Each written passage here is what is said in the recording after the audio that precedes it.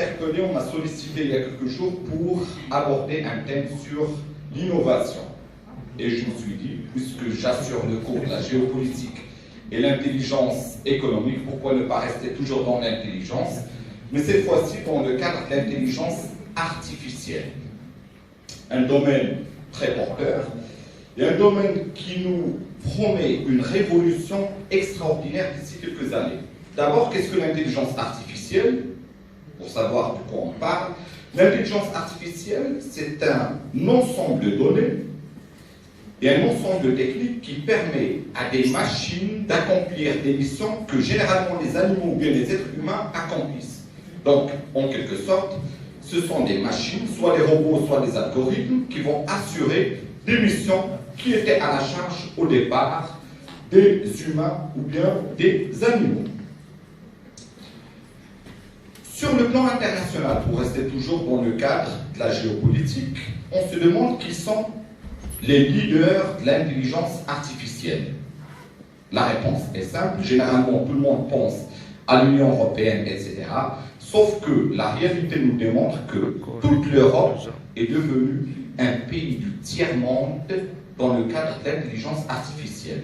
L'Union européenne est dépassée par deux leaders. Vous avez les Américains d'un côté, et vous avez les Chinois de l'autre côté.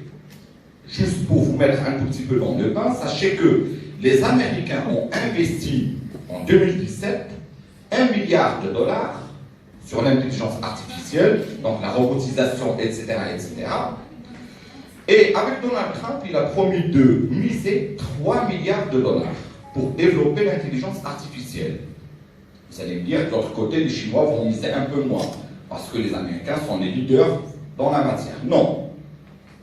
Les Chinois, en 2015, ont investi $25 milliards. 25 milliards $. Et d'ici 2030, ils envisagent d'investir $145 milliards. Il n'y a pas une seule nation, il n'y a pas un seul pays sur la planète Terre capable de mobiliser tant de moyens. Vous allez me dire pourquoi? Pourquoi les Chinois et pas les Américains, pas les Européens, les Américains, etc. Pour une simple raison. La logique, la culture chinoise s'y prête à l'intelligence artificielle pour une simple raison. Dès qu'on parle d'intelligence artificielle, par exemple, dans les pays européens ou bien aux États-Unis, on prend la carte de la propriété, ma vie privée. Donc vous n'avez pas oublié, vous n'avez pas le droit de m'espionner, vous n'avez pas le droit de mettre des caméras partout, alors qu'en Chine, c'est tout à fait le contraire. Si on vous dit, on va mettre des caméras, et vous dites non, je ne suis pas d'accord, on va vous dire que vous êtes en train de cacher quelque chose. Et vous savez qu'en Chine, le régime, c'est la dictature, et donc, si vous cachez quelque chose, donc vous risquez gros. De l'autre côté, vous avez un troisième pays qui essaye de rattraper les Américains et les Chinois, ce sont les Russes. Avec Vladimir Poutine l'a dit au début de 2018 que le pays qui maîtrisera l'intelligence artificielle maîtrisera le monde. Par la suite, on se demande où se trouvent les autres pays de l'Union européenne. Alors que les autres sont en train de mobiliser des fonds. Les Russes, par exemple, ils ont même construit un char autonome, qui est capable de mener des opérations d'une manière autonome. Ils ont même en Syrie inventé des chiens démineurs, des chiens qui déminent les mines qu'on a déjà enracinées, etc. Les Européens se contentent d'établir des rapports. Et le dernier rapport qui a été préparé par des spécialistes français, dans lequel on a dit que pour que la France puisse rattraper son retard vis-à-vis juste des Américains, je ne parle pas des Chinois, il faut qu'ils mettent 5 fois plus de fonds et 5 fois plus de formation en termes d'accélération du rythme de la formation. Donc je n'ose même pas parler du continent africain, ni de notre cher pays, le royaume chérifien, parce qu'on est vraiment à la marge. Non pas on est à la marge, mais on ne pense même pas à l'intelligence artificielle, sachant que tout le monde croit que c'est la technologie du futur, alors qu'on y vit actuellement. Lorsque vous posez une question à Google, c'est une machine qui vous répond, il n'y a pas un être humain derrière qui vous répond, et bien évidemment, une intelligence artificielle qui vous répond.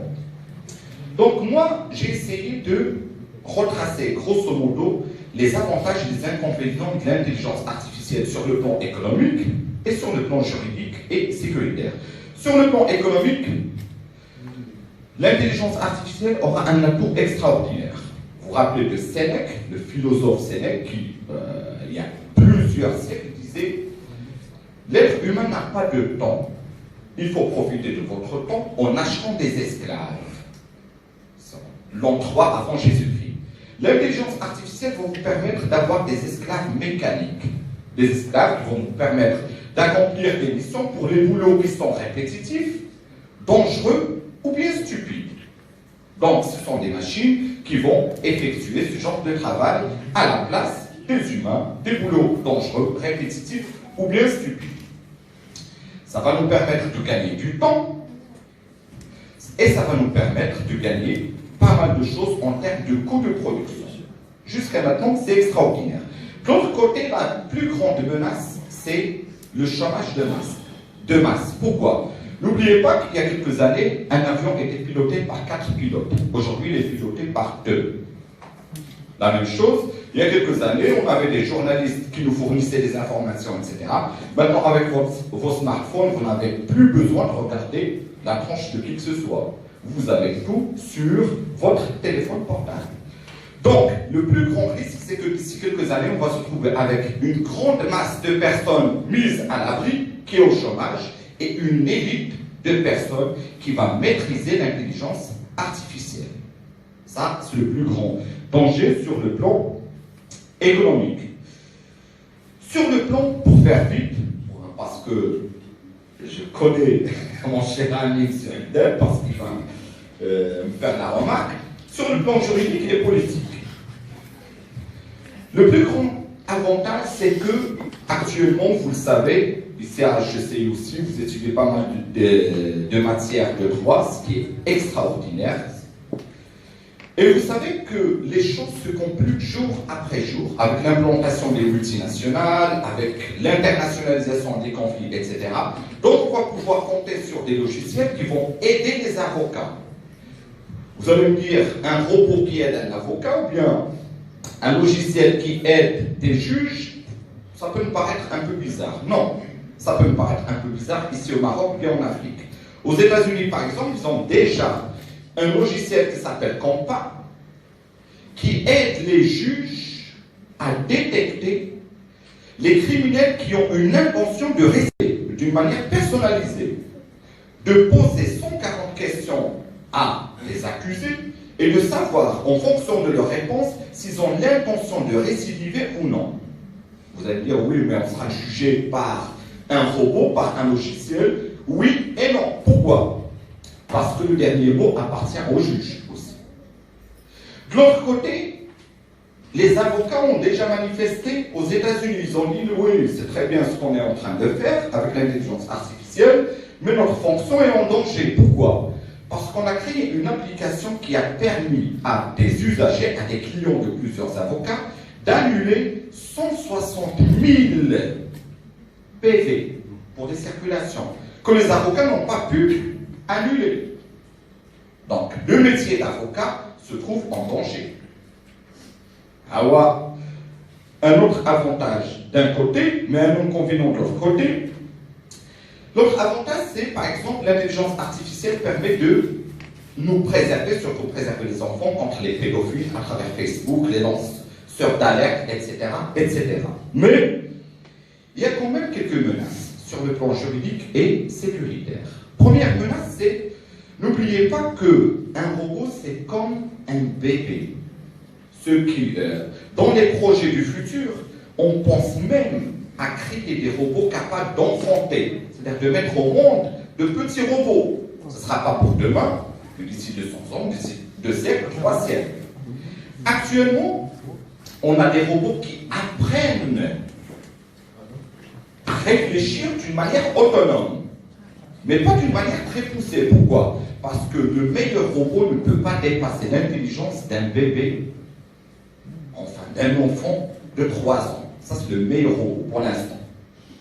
Sauf que le problème, avec les robots, tout dépend de ce que vous avez mis dans sa base de données.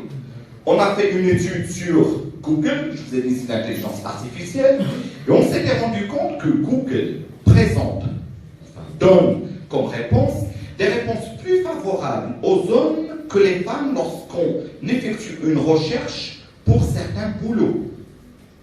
Donc, Google n'est pas vraiment autonome et neutre. Pourquoi? Parce que sa base de données est faite comme ça. La même chose, on a fait une enquête sur YouTube et Facebook. Facebook et YouTube ont installé des filtres pour lutter contre les paroles, les prêches un peu extrémistes, etc. Mais ils n'ont pas voulu donner les détails de ces filtres. Le problème qui se pose, c'est que du jour au lendemain, tu peux te trouver censuré par YouTube ou bien par Facebook sans aucune explication. On ne sait pas pourquoi. La reconnaissance faciale, c'est une invention extraordinaire. Ça existe déjà en Chine. Tu sors, il suffit qu'une caméra te scanne pour te donner ton âge, ton habitat, où tu habites, etc. Et même la température. Le problème, c'est une très bonne chose, comme ça pourrait être une très mauvaise chose. On peut utiliser la reconnaissance faciale dans le cadre d'un régime autoritaire pour poursuivre tel ou tel opposant. Mais la plus grande menace vient dans le domaine de l'armée. Lorsqu'on va créer des robots tueurs. Un robot tueur, si par exemple il se trompe, si vous avez un enfant qui tient un revolver, le robot tueur lui tire dessus, toute la problématique est de savoir qui est le responsable. Est-ce celui qui a conçu le robot, ou bien le général qui a donné l'ordre de tirer, ou bien le chef d'État en personne qui a déclaré la guerre? C'est toute la problématique. Ça d'un côté, et de l'autre côté. On a aussi d'autres problèmes. Mais je vais essayer de les raccourcir un tout petit peu, parce que on a encore d'autres présentations. Juste pour faire un résumé, sachez que lorsqu'on parle d'intelligence artificielle, ces algorithmes et ces robots, moi j'ai beaucoup adoré une sorte de métaphore, une sorte de comparaison qui a été faite par Denis Everken, qui avait dit que l'intelligence artificielle est comme un chien. Un chien, vous pouvez l'utiliser comme un chien de garde, un berger qui va vous aider à ramasser le troupeau alors que vous êtes pépère, à ne rien faire. Comme vous pouvez utiliser le chien pour qu'il soit un chien d'attaque. Donc tout dépend de l'utilisation. Mais ce qui est sûr, c'est que quand ils éliminent les bourgeois sont les idiots utiles de la révolution, si les Africains, les Marocains, les Européens ne bougent pas, on sera les idiots utiles de l'intelligence artificielle. Et je vous remercie.